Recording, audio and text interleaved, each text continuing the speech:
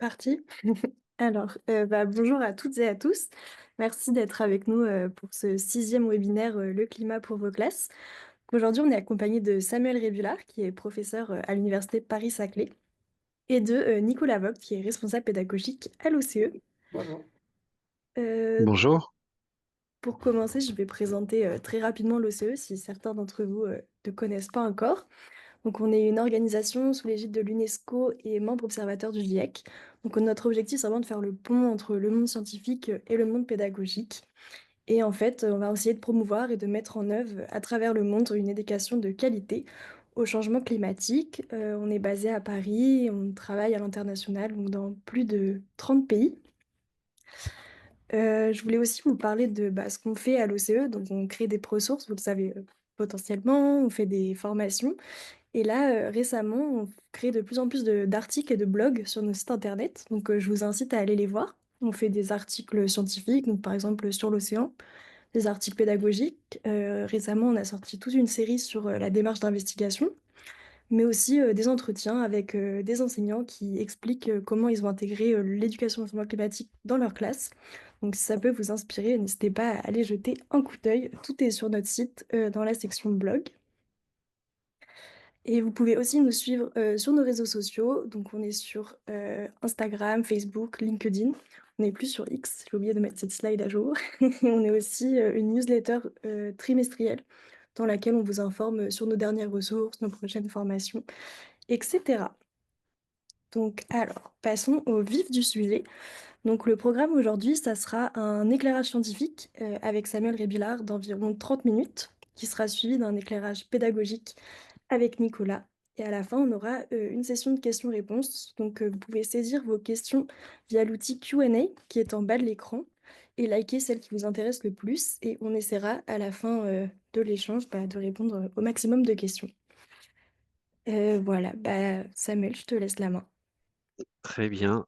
Merci beaucoup Eva. Merci à l'OCE pour cette proposition de prendre la parole sur cette question. Effectivement, le lien entre finalement une activité qui est quotidienne, hein, notre alimentation, et puis une préoccupation qui devient une préoccupation sociétale depuis maintenant une vingtaine d'années, qui est celle des enjeux climatiques. Et donc le lien entre ces 2, cette activité et cette inquiétude, finalement, on va voir qu'il est assez étroit, et assez multiple, également. Si spontanément, vous vous posez la question de ce que vous pourriez faire pour réduire, l'impact climatique de votre alimentation, je vais pas prendre le temps de faire le sondage, mais j'imagine que beaucoup d'entre vous, parleraient de manger local, hein, de choisir, je sais pas, des choses qui viennent de près de chez vous, un avocat d'Espagne plutôt qu'un avocat du Pérou, par exemple, ou peut-être même de diminuer sa consommation de viande. On va voir que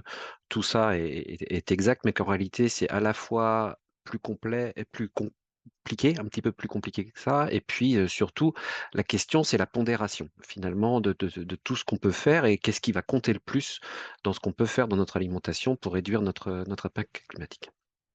Alors je rappelle pour commencer, que l'agriculture et l'alimentation, ont la caractéristique, comme beaucoup d'activités humaines d'ailleurs, d'être à la fois victimes, du changement climatique et donc, pour lequel elles vont devoir s'adapter. Elles sont également responsables du changement climatique et on va en parler assez longuement et pour lesquelles elles doivent atténuer effectivement leur impact. Mais là où c'est original par rapport aux autres activités humaines, c'est que l'agriculture et l'alimentation sont également une partie des solutions et j'en parlerai également, en fin d'exposé. Donc, un petit mot rapide sur Victime parce qu'en soi, d'abord c'était pas le sujet ce soir et puis en soi il y aurait beaucoup à dire, mais juste pour illustrer à travers les rendements de blé. Donc le rendement, hein, c'est la quantité de blé qu'on récolte, ici en quintaux, donc en centaines de kilos si vous voulez par hectare. Depuis les années 60, ben, on voit déjà que, globalement, là c'est ce qui est récolté en moyenne par hectare chaque année en France et on voit que, depuis les années 2000 à peu près, eh bien, on a une stagnation des rendements. Cette stagnation, des rendements, elle a différentes causes, mais, d'après les spécialistes, de la productivité, du blé, elle l'aurait en partie, au moins pour 50 à peu près, comme cause le changement climatique. Si on regarde les récoltes des dernières années, ben, on voit que beaucoup de ces récoltes ont été impactées par des événements climatiques, soit positivement, c'est-à-dire qu'on a une plus forte insolation, donc plus de lumière, ou plus éventuellement de la chaleur au bon moment, et puis et ça peut être également négativement, notamment quand on a des gelées tardives, quand on a, ou des printemps qui sont précoces suivis de gelées tardives, ou quand on va avoir,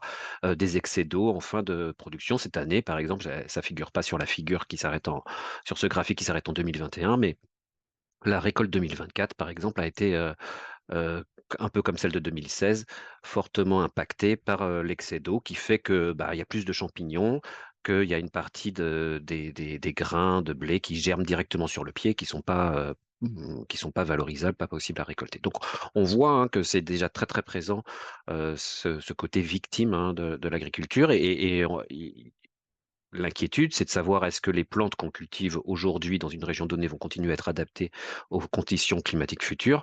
Probablement que non, et il y aura des adaptations nécessaires qui peuvent être des changements de variété, des changements de culture, une répartition différente et puis surtout des problèmes avec des nouvelles pathologies, hein, qui remontent et qui, du coup vont impacter les cultures. Donc voilà, ça c'est un rapide panorama sur la dimension, victime et on va passer surtout du temps sur la partie responsabilité, donc l'agriculture, finalement et l'alimentation vont contribuer à une partie du changement climatique. Si on souhaite regarder dans le détail leurs responsabilités, enfin quelles étapes sont responsables finalement de l'impact climatique, il faut décomposer, ce qu'on appelle le cycle de vie et donc si on prend l'exemple de pâtes alimentaires, qui sont fabriquées à partir de blé dur et bien, en fait, on va avant qu'elles arrivent dans notre assiette, ces pâtes alimentaires, elles ont été achetées la plupart du temps dans un supermarché. 75 des achats alimentaires en France sont réalisés en supermarché et à ce moment-là, à partir du supermarché, eh bien, ce qui va se passer avant nous échappe complètement ou quasi complètement. Bah, on a un peu d'indications parfois à travers les emballages, mais globalement, c'est relativement peu transparent et il va y avoir une phase de fabrication et je vais remonter progressivement la chaîne, phase de fabrication, en usine, une phase de commerce et de transport avec des transports qui peuvent être sur de plus ou moins, grandes distances en fonction des aliments et puis, on arrive dans la zone de production agricole où il va y avoir une phase, de récolte, du blé qui se fait avec la moissonneuse-batteuse, qui va être, ensuite acheminé par les camions dans des coopératives et puis avant ça, évidemment, il y avait la phase de semis que l'on voit ici et de travail du sol. Donc, toutes ces étapes, finalement, depuis le travail du sol jusqu'à notre assiette, elles vont contribuer à l'impact climatique de nos aliments et donc quand on s'intéresse à l'impact d'un aliment et bien, en fait, on va regarder son cycle de vie, toutes les étapes, depuis cette étape de production agricole et jusqu'à l'étape, finalement, de consommation et même de valorisation des déchets. Et à toutes ces étapes, il va y avoir un impact qui est pas forcément, le même et sur lequel nous, en tant que consommateurs, on va pouvoir agir par nos actions d'achat, déjà et puis éventuellement par la façon dont on va, restituer nos déchets derrière. Donc si on regarde ce cycle de vie pour la France, donc là, c'est la même chose mais mis, horizontalement, on a une première étape qui est une étape de production, agricole et puis transformation, commercialisation, transport, réfrigération, préparation des aliments à domicile, mise en charge mise en décharge et incinération. Et si on regarde la contribution de chacune de ces étapes pour la France, je rappelle qu'en France, l'agriculture contribue à environ 20 donc à peu près un cinquième des émissions totales de gaz à effet de serre.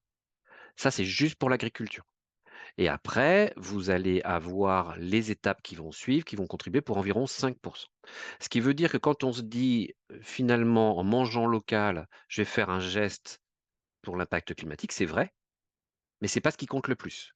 Ce qui compte le plus, c'est de s'inquiéter de comment la production agricole a été réalisée et on voit qu'en France, c'est 57 de la production, de l'impact climatique de l'agriculture, de l'alimentation va venir de la production agricole. D'accord? Ensuite, on a la transformation et les emballages, donc dans les usines. La phase de commercialisation, c'est principalement du transport, mais c'est aussi le chauffage des magasins, la climatisation, les systèmes de réfrigération des magasins. Il y a une partie qui va être liée au transport et c'est là où on va retrouver cette importance de manger local, mais on va voir que l'impact du consommateur peut être très fort sur le transport. Et puis ensuite, il y a la façon dont on prépare les aliments à domicile. Et on les conserve également, la réfrigération et puis derrière, les déchets qui vont être produits. Donc on voit qu'en termes de proportions, il faut d'abord s'intéresser pour, essayer de réduire ce quart de contribution aux émissions totales de gaz à effet de serre liées à l'agriculture et à l'alimentation, eh bien, il faut, d'abord s'intéresser à la production agricole, ce qu'on va faire maintenant. Donc sur la production agricole, je vais prendre, d'abord, une figure générale qui va répartir plus en détail d'où viennent les émissions de gaz à effet de serre en agriculture en France. Donc où on a, à peu près la moitié, c'est l'élevage. Et on va voir comment l'élevage finalement contribue au gaz à effet de serre. Et puis il y a une autre, part qui représente, une petite moitié ou plutôt un gros tiers, qui sont, les cultures. Et puis il y a toute une partie qui sont liées à l'émission de gaz à effet de serre, liées aux moteurs à explosion, hein, donc qui utilisent des combustibles fossiles, les engins, les moteurs, les chaudières pour les serres et cetera. Donc si on détaille un petit peu pour la partie culture, ben, on voit qu'une grosse contribution de la partie, culture, ce sont en fait les engrais, et en particulier les engrais et amendements minéraux. Il se trouve que les engrais qu'on appelle, vulgairement parfois les engrais chimiques, mais le terme n'est pas très approprié, on va parler plutôt d'engrais de synthèse ou d'engrais minéraux. C'est les engrais de synthèse et en particulier les engrais azotés qui vont apporter finalement de l'azote aux plantes qui en ont besoin, eh bien, quand ils vont être mis sur le sol, vous savez qu'il y a une partie de ces engrais qui peut partir vers la rivière et puis contribuer, par exemple aux marées vertes, hein. Mais il y a également une partie qui va être volatilisée par l'action des bactéries du sol, qui va être volatilisée et qui va partir dans l'atmosphère sous forme d'un gaz qu'on appelle le N2O ou protoxyde d'azote. Heu donc première chose, c'est que c'est de l'azote qui est perdu pour la plante, c'est-à-dire qu'on a apporté un engrais, mais il y en a une partie qui part dans l'eau et puis une partie qui part dans l'air. Donc déjà, on a perdu une partie de l'effet que l'on souhaitait et cette perte d'effet, elle va en plus avoir des conséquences polluantes. On l'a vu dans l'eau, heu, à travers les marées vertes, mais dans l'air, eh bien, en fait, il se trouve que, le protoxyde d'azote est un gaz à effet de serre, plus puissant que le dioxyde de carbone.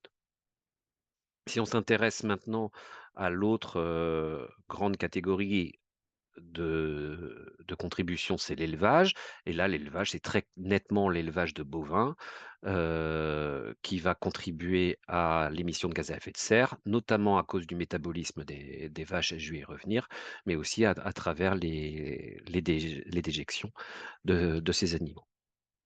Donc on voit que si on veut s'intéresser, en fait, aux impacts agricoles, eh bien, on s'intéresse pas seulement au CO2, comme dans les autres activités humaines. Il y a 2 autres gaz qui sont importantes en agriculture. C'est le méthane qui est produit par les vaches et puis le protoxyde d'azote qui est produit par les engrais de synthèse et par les vaches. Il se trouve que ces gaz, le méthane a un effet, réchauffant 30 fois équivalent au dioxyde de carbone, alors que le protoxyde d'azote, 265 fois. Donc évidemment, ils sont émis en moins grande quantité que le CO2 par les activités humaines, mais avec un pouvoir réchauffant beaucoup plus fort. Donc là, c'est ce qui explique que l'impact est fort. Donc les vaches, comme vous le savez, elles produisent du méthane de par leur activité, digestive, hein, métabolique, mais c'est pas la seule façon dont elles vont contribuer au changement climatique. C'est aussi à travers et là, à l'échelle mondiale, la déforestation. Ici, vous avez les différents facteurs de déforestation que l'on les différentes causes de déforestation que l'on trouve dans le monde. On voit que la première de loin, alors pour vous donner des ordres de grandeur, hein, vous voyez que l'échelle verticale, les ordonnées sont en millions d'hectares. La Suisse, ça fait 4 millions d'hectares. Donc ça, c'est la déforestation annuelle. Donc vous voyez qu'annuellement, on déforeste l'équivalent de la moitié de la Suisse et juste pour l'élevage de bœuf. Donc on va se dire, bah, que ça nous concerne pas parce que la plupart du bœuf qu'on va consommer en France est d'origine française, mais en fait, on a aussi du bœuf qui vient d'Amérique, latine. Donc là, on voit d'où l'importance d'acheter des vaches d'élevage locaux et on voit que la deuxième contribution, c'est la production d'huile et à l'intérieur, on va retrouver l'huile de palme dont on va pas parler, maintenant, mais vous avez également la production, de soja. Par exemple, quand vous regardez, la composante Amérique latine ici, c'est majoritairement le soja, et ce soja, pour le coup, ça nous concerne très directement, comme l'huile de palme aussi, hein. C'est pas du tout, un problème, qui serait indonésien pour l'huile de palme ou qui serait latino-américain pour le soja, puisque ces productions sont en réalité destinées à l'exportation notamment pour l'Europe. La déforestation en Amazonie, contribue enfin, une des fonctions de cette déforestation, c'est pas de récupérer du bois, hein. Le bois, si on regarde le graphique précédent, n'arrive qu'en troisième position dans les causes de déforestation. Ça va être principalement soit pour faire des prairies pour le bétail ou éventuellement pour faire des cultures, hein, et sur le front pionnier amazonien, on va faire des cultures de soja. Alors pourquoi ça nous concerne très directement cette histoire de soja? Eh bien, parce que ce soja, il est importé en Europe, notamment ici, vous avez dans le port de Lorient, un bateau comme celui-ci là, qui arrive 2 fois par mois, 60 000 tonnes de soja, parce que le soja contribue à l'alimentation de notre bétail. Donc vous avez par exemple, ici une comparaison entre 2 élevages bretons. Ces 2 élevages vont produire du lait et de la viande. Il y en a celui de droite, il va être herbagé. Alors là, j'ai pris un exemple avec une bouteille en bio parce qu'en général, les élevages bio sont herbagés, mais on peut être aussi herbagé et pas en bio, hein. Mais herbagé, ça veut dire que la vache va, être nourrie avec de l'herbe. Donc, soit elle pâture dans une prairie, et puis si c'est l'hiver et qu'elle peut pas sortir, on peut lui donner de l'herbe fermentée qu'on appelle de l'ensilage ou de l'herbe sèche qu'on appelle le foin. Ça, c'est pas le système majoritaire en France, le système herbagé. Ce qui domine en France et qui permet de faire du lait le moins cher et de la viande la moins chère, c'est un élevage laitier conventionnel où on va principalement nourrir les vaches avec du maïs et le soja. Et on retrouve le soja, et ce soja, il est pas produit en France, hein, il est importé du continent américain en quasi-totalité. Donc on voit très nettement, c'est ce qu'on appelle la déforestation importée, hein. On voit très nettement qu'une partie de notre impact carbone, il va être lié à la déforestation. Je rappelle que déforester, c'est émettre du carbone. D'abord parce qu'au moment de la déforestation, on brûle une partie, des branches, qui nous intéressent pas et il y a une grosse partie finalement du carbone qui est stocké dans les arbres et qui va partir au moment de la déforestation et puis il y a également le fait que à partir du moment où on met à nu le sol, il y a une partie du carbone qui est contenue dans le sol qui va également être émis. Donc en fait, on va émettre du carbone de différentes façons. Donc la déforestation, c'est un facteur fort d'émission de dioxyde de carbone.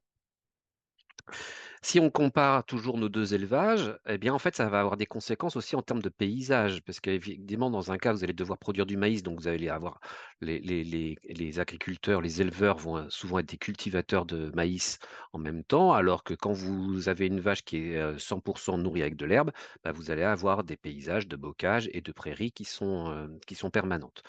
Donc on voit qu'en termes de bilan, derrière un choix de consommateur qui paraît finalement pas si important, hein. Dans un cas, on va avoir, un lait, puis l'autre un lait bio. Il y a une petite différence de prix d'environ 20 à 30. Bah, on va avoir des différences en termes de paysage, de déforestation, de balance commerciale, parce qu'on n'a pas besoin de faire venir du soja quand on nourrit les vaches à l'herbe.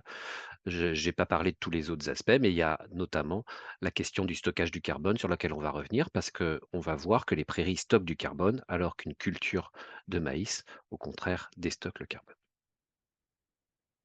Ah et je prends un autre exemple, agricole, c'est les légumes d'été.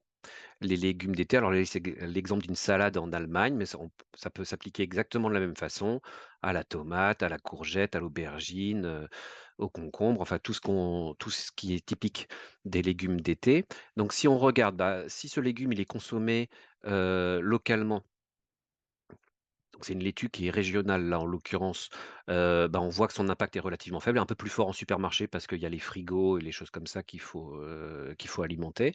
Et si par contre, si c'est l'hiver, bah, elle vient soit d'Espagne, soit locale. On pourrait se dire: «Bah, dans ce cas-là, moi, je vais choisir une laitue qui vient de du coin». Et ben, en fait, la laitue qui vient du coin, elle a un impact catastrophique.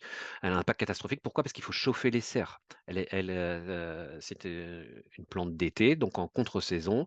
Si vous l'achetez local, vous avez un fort impact carbone. Si, votre laitue vient d'Espagne, c'est pas terrible, non plus, parce que vous avez un impact qui vient, lui, du transport, nécessaire.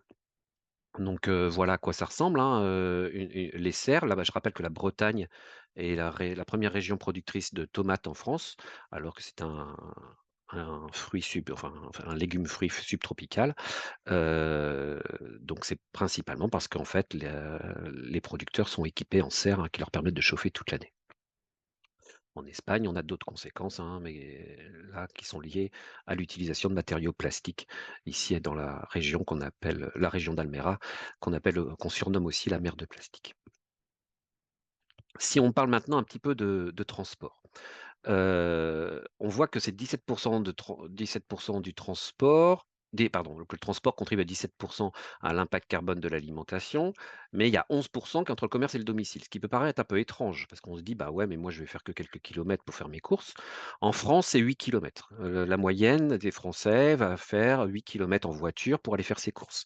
C'est 8 qui est donc a priori, ça paraît très peu quand, parmi les aliments, on a des choses qui viennent, justement, quand on parle des agrumes ou des légumes d'été qui vont venir d'Espagne ou du Maroc. Oui, sauf qu'en réalité, quand on va utiliser sa voiture, il faut regarder la quantité transportée. Et en fait, l'ADEME résume ça sous cette phrase: le transport d'un kilo d'orange consomme autant de carburant pour 10 kilomètres en voiture particulière que pour 800 kilomètres en camion plein. C'est-à-dire que par kilomètre et par kilo transporté, eh bien, finalement, les consommateurs ont un impact très fort. Pourquoi? Parce qu'en fait, ils remplissent pas leur voiture comme on remplit un camion. Donc on peut déjà réduire l'impact du transport dans notre alimentation, bah, en faisant les courses moins souvent, notamment pour tous les produits qui se conservent longtemps. Essayer d'acheter les produits qui se conservent peu et qu'il faut acheter régulièrement dans des commerces plutôt de proximité quand on peut, en utilisant évidemment, à pied ou à vélo quand c'est possible. Ça peut être aussi de mutualiser les transports pour aller faire les courses avec d'autres activités, aller au travail, aller chercher les enfants, des choses comme ça, ou se mettre d'accord avec ses voisins pour faire des courses. Il y a plein de solutions qui existent, quand on a pris conscience qu'effectivement, le trajet en voiture pour aller chercher une baguette, eh bien, effectivement, ça a un impact fort. Et ça, en fait, on l'observe à toutes les échelles. Si on prend ici l'exemple d'une pomme qui vient de Nouvelle-Zélande, eh bien cette pomme qui vient une pomme qui est consommée soit en Île-de-France, soit dans le Limousin, pardon, et qui peut venir soit de Nouvelle-Zélande, soit du Limousin. Alors évidemment, quand elle vient de Nouvelle-Zélande, ça va être vrai des pommes qui vont être en contre-saison vers juillet, par exemple. L'impact, il est catastrophique à cause du transport maritime. Et ce qui est intéressant, c'est que la pomme dans le Limousin, la pomme consommée en Île-de-France qui vient du Limousin, elle a moins d'impact que la pomme du Limousin consommée dans le Limousin. En fait, le fait que la pomme vienne de près, dans le Limousin, et bien, en fait, ça ne nous épargne pas le trajet du consommateur. Pourquoi? Parce que la densité de commerce dans le Limousin est moins forte qu'en région parisienne. En moyenne, les Parisiens font moins de kilomètres pour aller faire leurs courses parce qu'il y a une plus forte densité de commerce. Donc on voit bien que là, en fait, l'impact, hein, du consommateur, évidemment, on va avoir le premier facteur qui va être d'abord de manger de saison. Et le deuxième facteur qui va être effectivement de manger local et de faire attention aux moyens de transport. Donc si on s'intéresse à la question du transport, on voit que la saisonnalité, elle est super importante et on voit que la localité, elle est également super importante. Mais dans l'ordre, c'est d'abord la saisonnalité qui compte. Je passe là-dessus. Et donc là, les Anglais nous ont fait un petit panorama de leurs légumes. C'est à peu près la même chose, en France. Donc vous avez ici les asperges, les aubergines. En haut, vous avez l'impact carbone de chacun de ces légumes. Et ce qui est intéressant en couleur, c'est qu'ils ont détaillé qu'est-ce qui contribue le plus à chaque fois. justement dans ces étapes du cycle de vie de ces aliments.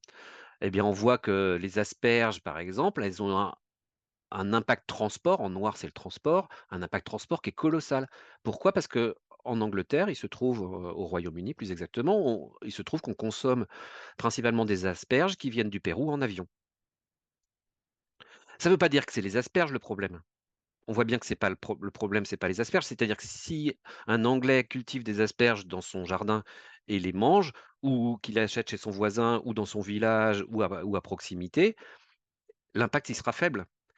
Mais par contre, l'effet moyenne sur l'ensemble du pays, parce que la plupart des gens consomment des asperges qui viennent du Pérou, est extrêmement fort. Et ça, c'est quelque chose auquel vous pouvez sensibiliser vos élèves s'ils sont suffisamment âgés, qu'ils ont déjà vu la notion de moyenne, c'est que la moyenne, elle va masquer finalement toute la variation. Et donc, en fait, on va avoir des impacts qui paraissent hyper forts, simplement parce qu'en moyenne, les gens vont pas consommer là en l'occurrence des asperges, qui ont un, qui sont locales.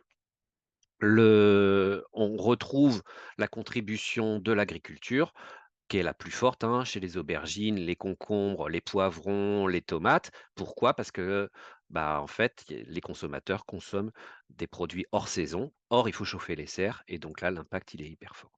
Si on regarde, les laitues, bah, on voit que les laitues, c'est le jaune qui contribue beaucoup et le jaune, c'est lié au fait que sur les points de vente, en fait, on a besoin de réfrigérer les laitues. Donc on voit que selon les aliments, eh bien, en fait, on va avoir des choses qui vont compter plus ou moins et que en moyenne sur un pays, eh bien, finalement, alors que l'aliment lui-même pourrait très bien avoir un impact carbone effectivement faible, bah, finalement, quand on tient compte de toutes les étapes, bah, on peut avoir des impacts qui sont, au final, colossaux. Alors, la bonne nouvelle, c'est qu'en fait, c'est assez facile d'agir là-dessus, à titre individuel.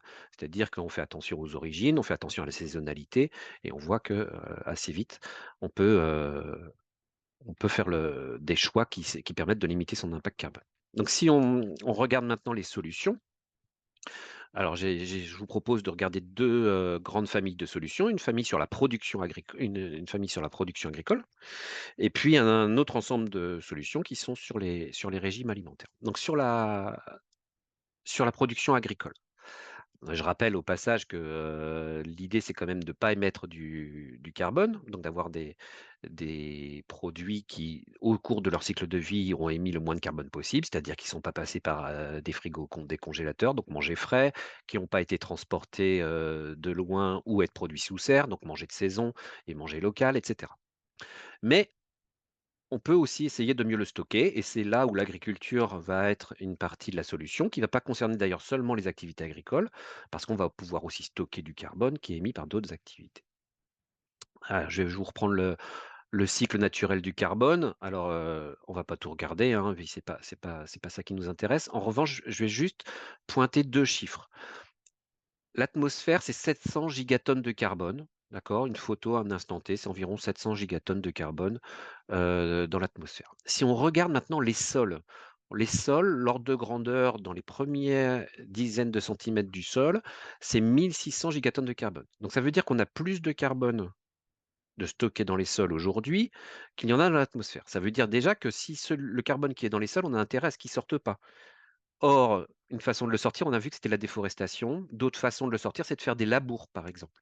Si on laboure, en fait, ça rajoute de l'oxygène dans le sol et donc ça contribue à ce que la matière organique du sol soit respirée. Et si on respire, on produit du CO2. D'accord? Respiré par les micro-organismes du sol, hein, principalement. Heu, donc donc les sols, en fait, et on voit également que, vu la quantité de carbone qu'il y a dans le sol, bah, que les sols, si on se débrouille bien, ils peuvent aussi absorber une partie du carbone. Pour vous donner pour finir avec les ordres de grandeur, les émissions de carbone, anthropiques par les humains, c'est 6 gigatonnes par an. C'est-à-dire qu'on voit qu'en une centaine d'années, en fait, on va doubler la quantité de l'atmosphère. C'est bien pour ça que ça pose problème aujourd'hui. Donc le bilan net aujourd'hui, c'est qu'on émet 6 gigatonnes tous les ans. Mais on voit que 6 gigatonnes comparé à 1 600, bah, en fait, il y a peut-être possibilité de faire quelque chose pour essayer de le stocker. Et ça va reposer sur la photosynthèse.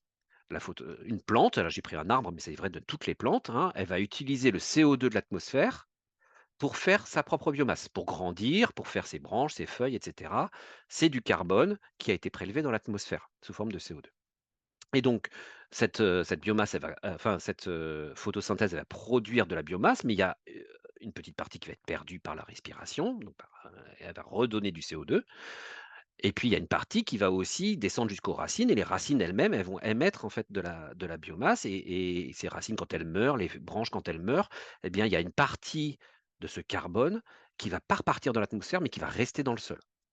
Et c'est ce qu'on appelle les humus dans le sol. Quand le sol, il est noir, dans une forêt par exemple, ou quand vous avez du terreau par exemple, ça veut dire qu'il y a beaucoup de carbone, beaucoup de matière organique à l'intérieur, donc beaucoup de carbone et donc c'est ça qu'on cherche à valoriser. Les méthodes agricoles conventionnelles ne permettent pas de stocker de la matière organique, donc du carbone dans les sols. Donc on va se poser la question, finalement, de comment les pratiques agricoles peuvent stocker plus ou moins durablement du carbone sous forme de matière organique, sous forme d'humus, dans les sols. Il y a une initiative qui existait au milieu des années 2010, mais qui est un peu tombée en désuétude. Elle était à l'époque poussée par le ministère de l'Agriculture qui l'a un peu laissé tomber, qui s'appelle l'initiative 4 pour 1000. L'idée, c'est que si on augmente chaque année de 4 pour 1000 la teneur en matière organique des sols, ça permet d'absorber la moitié des émissions anthropiques de gaz à effet de serre, tout secteur d'activité confondu. Voilà, j'ai mis une petite photo pour montrer un sol riche en carbone, hein, c'est un sol qui est souvent bien sombre, une terre qui est souvent bien sombre. Donc les pratiques agricoles que l'on peut avoir qui permettent d'avoir de la matière organique et donc du carbone dans les sols. C'est d'abord moins labourer. On a vu que labourer, c'est oxygéner les sols, donc c'est augmenter la respiration, donc c'est perdre du carbone. C'est mettre plus de végétaux, toujours à la surface. Plus vous allez avoir de la matière organique à la surface et plus vous allez, augmenter la probabilité qu'il y ait une partie de cette matière organique morte, vivante d'abord puis morte, qui rentre dans les sols et soit finalement stockée. C'est utiliser des engrais organiques. Les fumiers, les composts sont des sources importantes de fertilisants, mais ce sont aussi des engrais qui contiennent du carbone et donc qui vont rester en partie dans les sols. C'est mettre des arbres dans et en bordure des champs, parce que les arbres, on l'a vu, hein, font de la photosynthèse et comme ce sont des grandes plantes, eh bien, ils vont produire beaucoup de biomasse. Et puis, c'est avoir des prairies qui sont permanentes. En fait, une prairie, on ne le voit pas, mais ça grandit et les feuilles des herbes meurent. Et donc, ça aussi, ça contribue à avoir de la biomasse et donc de la matière organique qui est apportée au sol. Tout mis ensemble, ça va faire plus de matière organique dans les sols, plus de stockage. Alors, il y a des pratiques qui sont associées à ça, hein. L'agriculture de conservation, par exemple, c'est moins de labour, plus de couverts végétaux. L'agriculture biologique, c'est plus d'engrais organiques. Ou l'agroforesterie, c'est plus d'arbres. Sachant on peut évidemment combiner tout ça, et on a déjà vu l'élevage herbager qui, elle, va utiliser les prairies permanentes. Donc quelques photos pour illustrer tout ça. Donc le labour, on l'a vu, les prairies permanentes, voilà à quoi ça ressemble, hein. C'est des prairies qu'en fait on ne retourne jamais, c'est-à-dire que sur lesquelles on laisse les animaux pâturer. Le fait d'avoir des animaux, ça empêche les arbres de se développer, mais par contre on va maintenir en permanence une biomasse à la surface du sol et ça stocke du carbone. Donc les élevages herbagers peuvent stocker du carbone contrairement aux élevages conventionnels. L'agroforesterie, c'est associer des arbres dans les champs sous différentes formes. Là, c'est en système maraîcher. Là, c'est en système céréalier, par exemple. Et puis, l'agriculture de conservation, c'est maintenir en permanence des couverts végétaux. Ici, on a quelqu'un qui est en train de coucher son tournesol avant maturité. Ça va faire une grosse masse de litière au sol et il est en train de semer en dessous, des graines et ça va non seulement garder l'humidité du sol, maintenir de la vie à proximité du sol, mais ça va également, stocker du carbone. L'autre catégorie de changement, on a dit que c'était les régimes alimentaires et donc pendant longtemps, on se disait: «Mais est-ce qu'il y a un régime alimentaire qui, sur le plan nutritionnel, est équilibré et qui permet en même temps de limiter l'impact environnemental?» Et en 2019, on a une grosse publication qui a été réalisée par 37 spécialistes, des climatologues, des agronomes, des nutritionnistes et cetera, qui se sont mis ensemble et qui se sont posés cette question: un régime alimentaire qui couvre les besoins nutritionnels et qui respectent les conditions environnementales. Pour ça, ils se sont fixés de respecter 6 limites planétaires que j'ai listées ici, que je ne détaille pas, hein, notamment en termes de changement climatique, c'est respecter l'accord de Paris, par exemple, ou de limiter l'utilisation d'eau douce à ce qui était consommé dans les années 2010. Et donc voilà ce régime alimentaire. Vous voyez que c'est un régime qui est quand même très végétal, hein, avec des céréales complètes, parce que sur le plan nutritionnel, c'est ce qui est le plus adapté, mais aussi des tubercules, des légumineuses, des légumes, des fruits. Et puis on a sur la deuxième ligne tout un tas de produits animaux. Alors, on a pas mal de produits laitiers parce que ça permet d'apporter assez facilement les acides aminés manquants. C'est aussi intéressant en termes de microbiote. Mais par contre, les viandes rouges, donc bœuf, agneau, porc, en nutrition, ce sont les 3 animaux qu'on considère comme des viandes rouges, eh bien, on va avoir que 14 grammes par jour. Donc ça veut dire un steak de 100 grammes par semaine à peu près, donc ça réduit considérablement, mais c'est pas complètement supprimé parce que l'idée, c'est d'avoir quand même un apport en fer satisfaisant. Voilà. Alors évidemment, on peut aussi manger végan, hein, ou végétarien. Ces régimes-là sont des régimes qui sont très intéressants sur le plan climatique, mais qui sont pas recommandés en termes de politique publique parce que ça nécessite de faire attention à garder suffisamment un équilibre et de pouvoir compenser notamment les carences pardon, d'un régime qui serait strictement végétal. Mais donc c'est pas en termes de politique publique, mais à l'échelle individuelle, c'est bien sûr tout à fait satisfaisant pour limiter cet impact. Je passe là-dessus.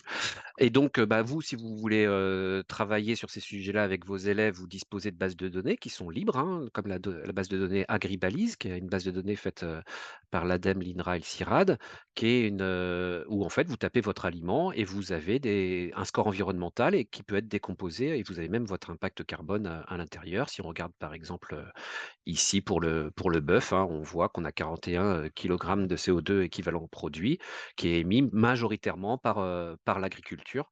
Donc vous pouvez, vous-même faire des comparaisons, demander aux élèves de faire des recherches ou des choses comme ça.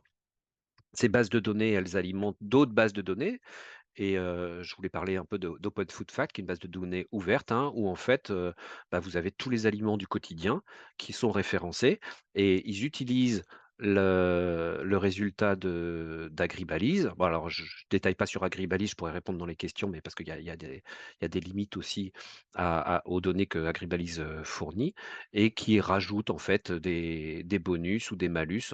Par exemple, si c'est bio, il y a un bonus, si selon l'origine, géographique des ingrédients, il y a un malus et cetera. L'avantage d'Open Food Facts, c'est que, bah, c'est complètement ouvert. Vous pouvez même contribuer vous-même, hein, en participant à la saisie des données qui est à l'intérieur.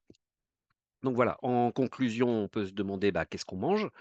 Alors il y a différents éléments. La première, c'est la question du choix des aliments.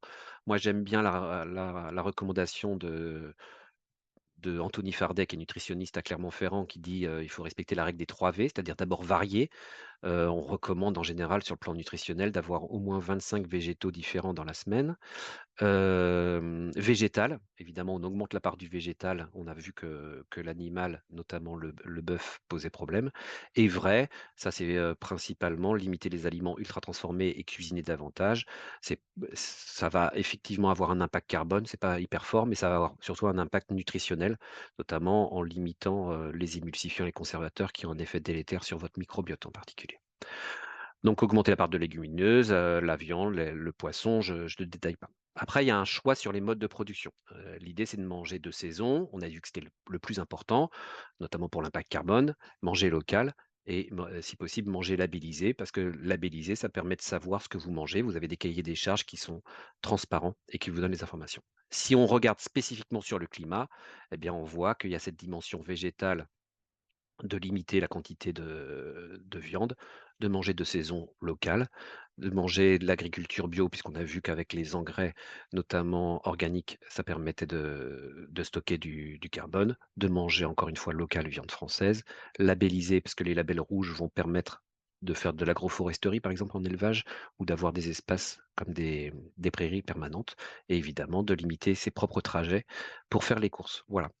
Je vous remercie. Donc je mentionne rapidement le défi alimentaire dans lequel, bah, j'ai écrit pas mal sur le sujet, pas seulement sur les questions de climat, mais sur les autres questions environnementales.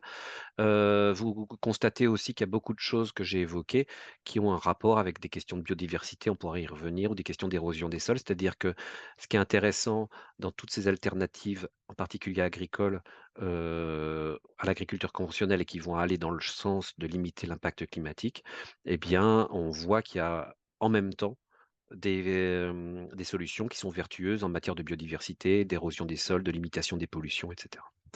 Voilà, je vous remercie. Merci beaucoup Je vais Samuel, remettre là. c'est très riche, très intéressant. Bah, maintenant, on va passer à Nicolas qui va nous faire un éclairage pédagogique. Donc, comment parler de cette thématique en classe avec vos élèves? Je te laisse la parole, Nico. Oui, merci Eva. Vous voyez mon écran là, c'est OK? Mhm. Super. Bah, déjà, merci à Samuel pour tes explications. Toujours très intéressant et ça permet de faire aussi le tri par rapport à certaines idées reçues qu'on peut avoir en tête. Surtout dans le cas du contexte de l'alimentation, c'est vrai qu'on entend beaucoup de choses. Je poursuis les recommandations de cet ouvrage que Samuel vous a. Est-ce qu'on voit quelque chose? Non, on voit rien. Mais je suis en train d'avoir voilà, le défi alimentaire dans mes mains, c'est vraiment un ouvrage très riche, illustré, et j'aime beaucoup la dernière partie notamment qui se concentre sur les solutions. Hem et vraiment ça vous donne pas mal de billes en termes scientifiques et des idées de documents en classe. Alors pour poursuivre par rapport à certaines propositions pédagogiques qui traitent de la question du climat, de l'agriculture et de l'alimentation, je vais vous en proposer 3. Peut-être juste vous rappeler que l'OCE, nous, toutes les ressources pédagogiques que l'on produit, elles sont basées sur les rapports du GIEC. Donc le 1er type de ressources, ce sont des manuels, à destination des enseignants qui proposent des activités, clés en main.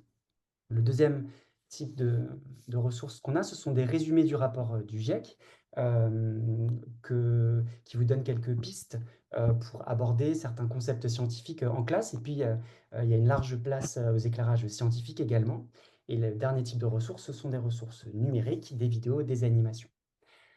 Hem, il existe un rapport spécial du GIEC sur les terres émergées, à partir duquel on a, rédigé ce rapport, ce résumé, du rapport du GIEC.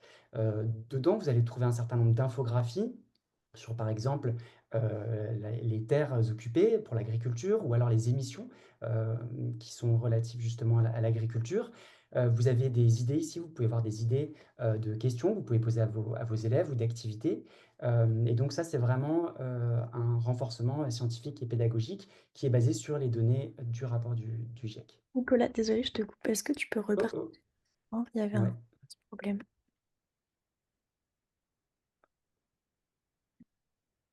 C'est tout vous bon, êtes bon? merci.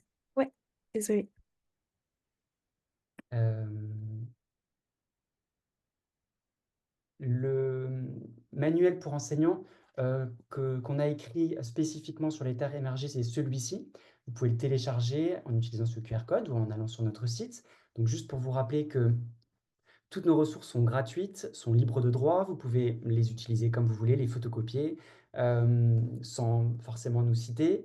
Elles sont en plusieurs langues, français, anglais, espagnol et en allemand pour certaines.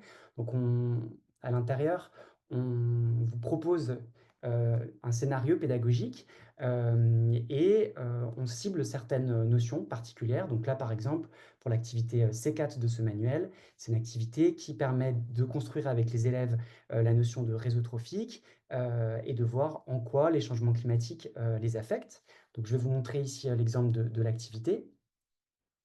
En fait, le principe, c'est un jeu de rôle. Donc les élèves incarnent des êtres vivants. Ici, par exemple, un élève peut incarner, le pommier et en fait, c'est la première phase de ce jeu de rôle, c'est de construire, les liens trophiques qui existent entre les êtres vivants. Donc, petit à petit, il y a un réseau trophique qui se construit entre les proies et les prédateurs, les producteurs primaires et secondaires et donc les élèves voient, qu'ils sont reliés à plein d'êtres vivants. La deuxième phase, de ce jeu, c'est d'essayer de comprendre en quoi le changement climatique peut affecter ce réseau trophique. Donc vous avez dans le manuel que je vous ai présenté différents exemples d'écosystèmes. Par exemple, vous pouvez faire ce jeu en utilisant le sol, si vous êtes dans une séquence qui parle du sol. Ou alors ici, j'ai choisi l'exemple de l'agrosystème, puisque c'est la thématique du webinaire. Donc, ce qu'il est possible de faire, c'est d'indiquer aux élèves que certaines espèces sont particulièrement affectées par le changement climatique.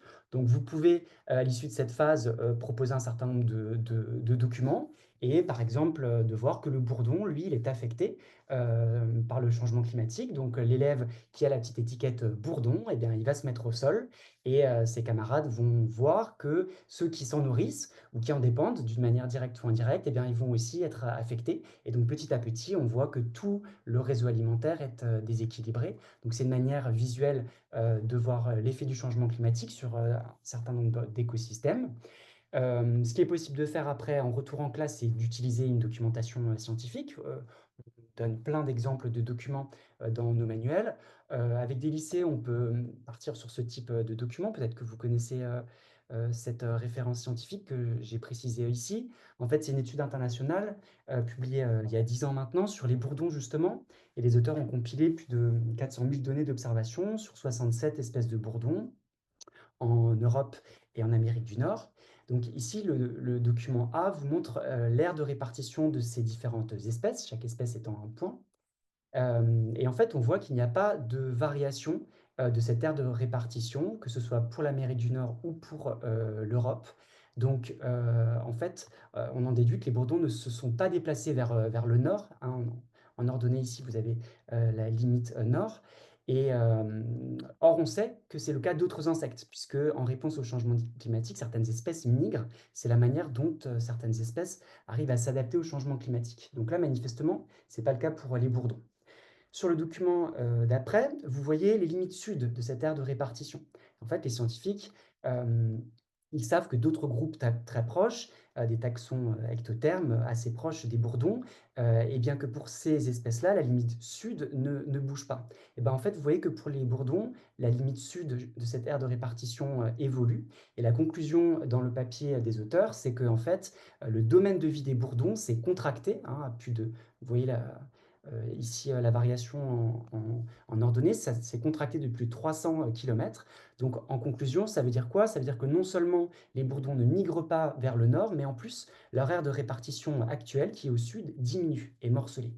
Donc, en conclusion, ça veut dire que les bourdons sont spécifiquement affectés par les changements climatiques. Donc, vous voyez que vous pouvez prolonger ça par une documentation, par exemple en lycée.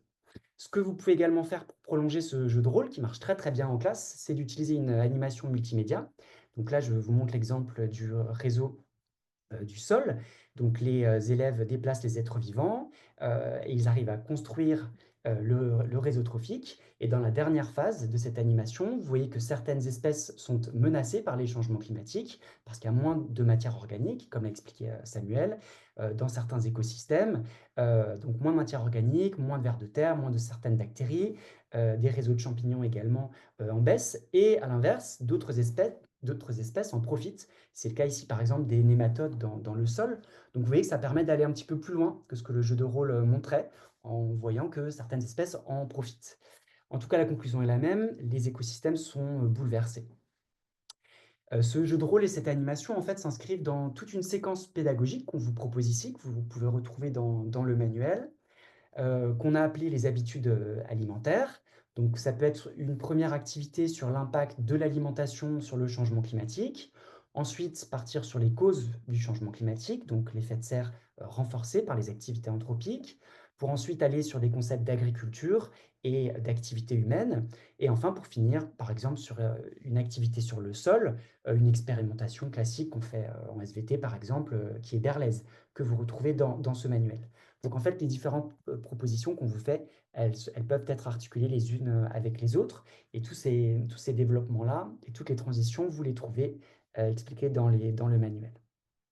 Alors je vais terminer par une dernière ressource qui est une ressource que vous trouvez sur notre site internet également. Il s'agit d'une animation multimédia et un calculateur d'empreinte carbone, un petit peu différent de celui que Samuel a présenté, parce que celui-ci, il est spécifiquement designé pour des élèves, et notamment de cycle 3 au début collège. Donc en fait, Alors je vais tout simplement vous le montrer, ça va être plus simple. Hop, voilà. Donc lorsque vous accédez à l'animation, vous sélectionnez, la partie du monde dans laquelle vous habitez et puis ensuite vous pouvez agir sur différents, secteurs qui émettent, des gaz à effet de serre. Alors, en français, c'est mieux. Voilà. Donc, les élèves peuvent répondre à certaines questions concernant leur habitation, les transports et, ce qui nous intéresse aujourd'hui, l'alimentation. Donc, par exemple, ici, manges-tu souvent du bœuf ou du mouton? Si l'élève en mange à chaque repas, hop, vous voyez que la jauge ici augmente. Ensuite, vous avez des questions par rapport à les produits laitiers, est-ce qu'ils utilisent et ils mangent des produits surgelés ou congelés à la maison, etc. Et à chaque fois, eh bien, la jauge augmente et on se rapproche petit à petit de la moyenne mondiale. Ce sont les pointillés ici. La moyenne mondiale, elle est précisée ici, hein, c'est 4,6 tonnes, équivalent CO2 par an. Pour rappel, pour arriver aux accords de Paris, il faudrait que chaque habitant de cette planète n'émette pas plus de 2 tonnes, équivalent CO2 par habitant. Donc on est très largement au-dessus. Et lorsque les élèves font ce jeu, ils arrivent régulièrement à des moyennes de 6 tonnes, 7 tonnes, 8 tonnes. Donc ça permet de discuter sur des solutions qui peuvent être envisagées pour réduire son empreinte carbone. Et donc ça aussi, ça peut être intégré dans une séquence sur l'alimentation, par exemple, mais ça peut être en lien avec les transports ou ou les habitations. Donc voilà pour cette animation. Est-ce que j'ai quelque chose d'autre à vous dire à ce sujet? Oui, vous pouvez compléter ces éléments par de la documentation, hein. Donc le manuel sur les terres émergées, il fait plus de 250 pages et vous avez ce type d'infographie qui reprennent un petit peu ce que Samuel vous a expliqué, hein, par rapport à les émissions de certains aliments. Les données que vous avez là, elles tiennent compte des émissions importées à chaque fois et elles se basent sur une documentation rigoureuse qui apparaît dans les manuels. Donc vous pouvez avoir euh, recours à ces documents pour des évaluations ou des approfondissements divers. Voilà, je vous remercie, je crois que mon temps est écoulé. Super, merci beaucoup Nicolas. Bah, du coup, on va passer au Q&A, aux petites questions qui ont été posées. Alors, on peut commencer par Aude qui demande quel est l'impact des fruits que je récolte l'été dans mon jardin et que je congèle pour l'hiver? Est-ce que la congélation, c'est bien ou pas? Alors,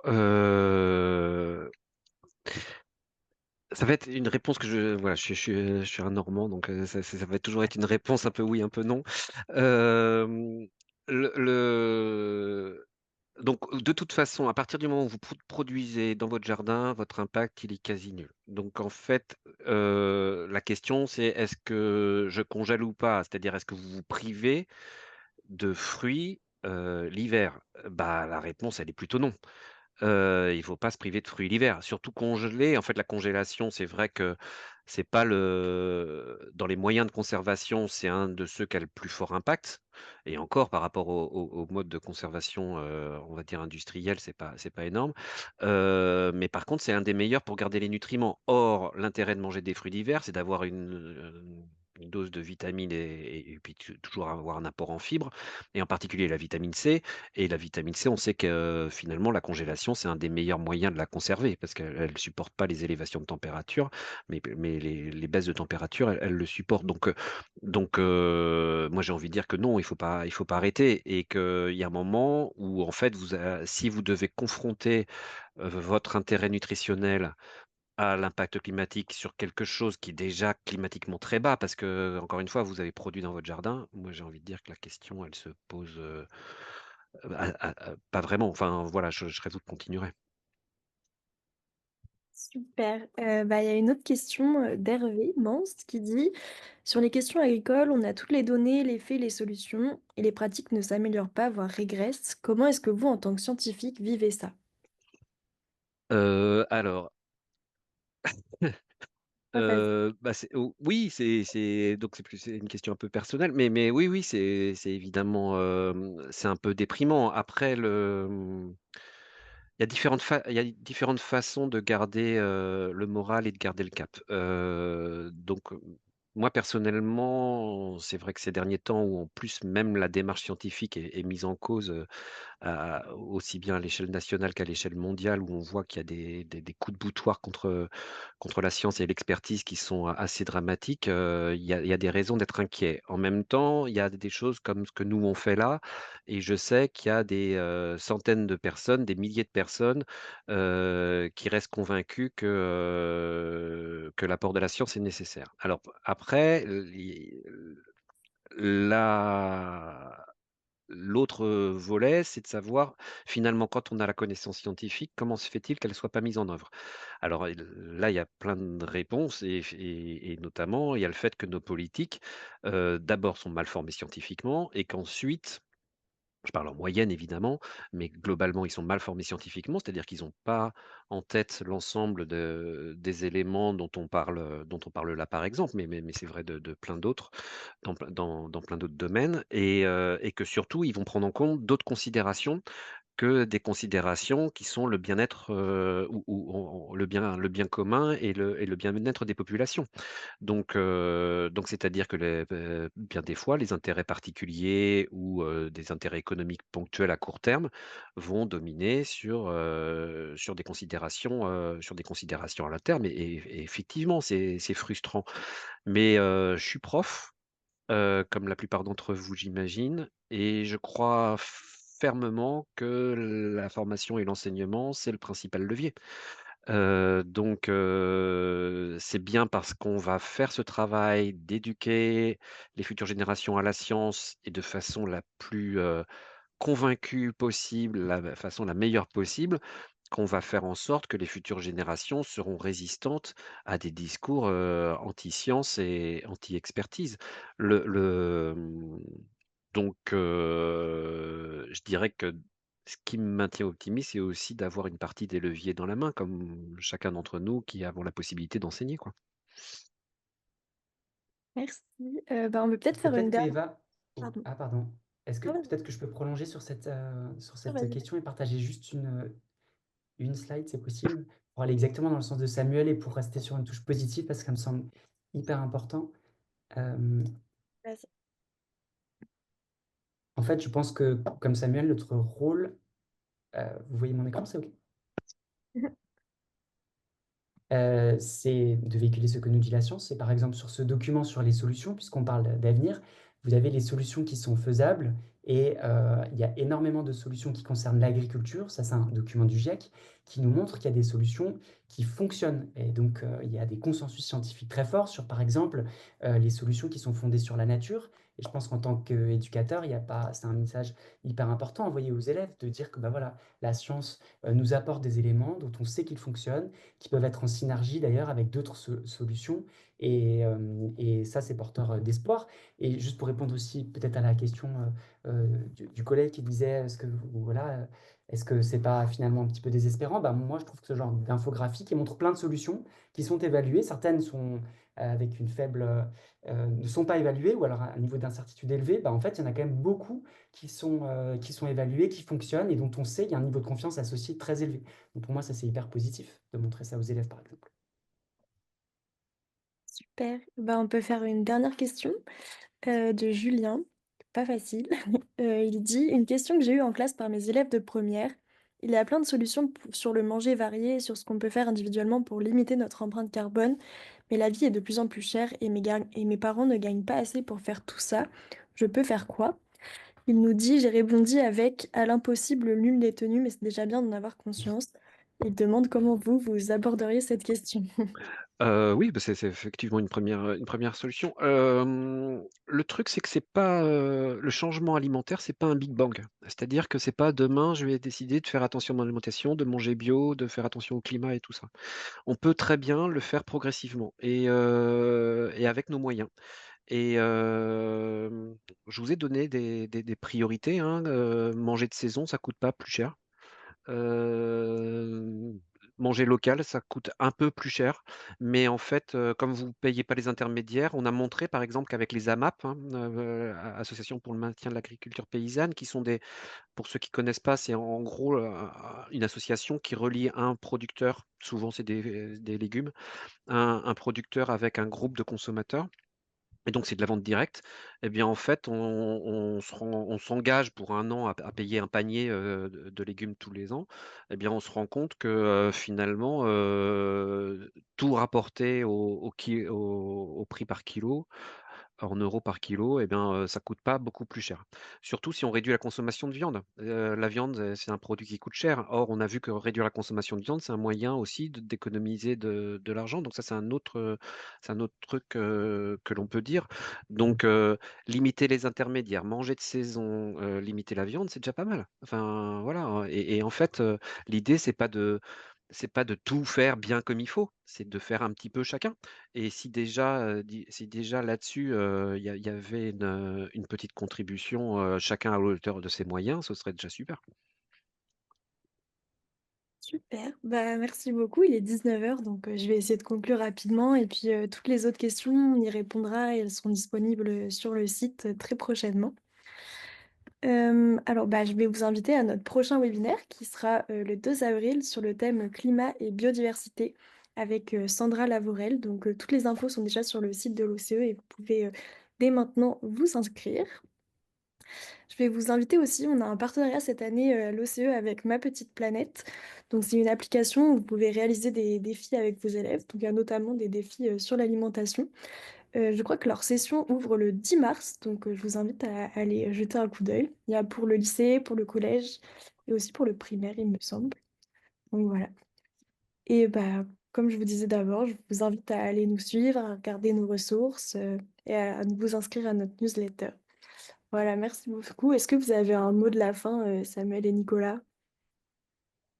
Non, faut garder la foi, en fait, voilà, j'aurais juste envie de dire ça.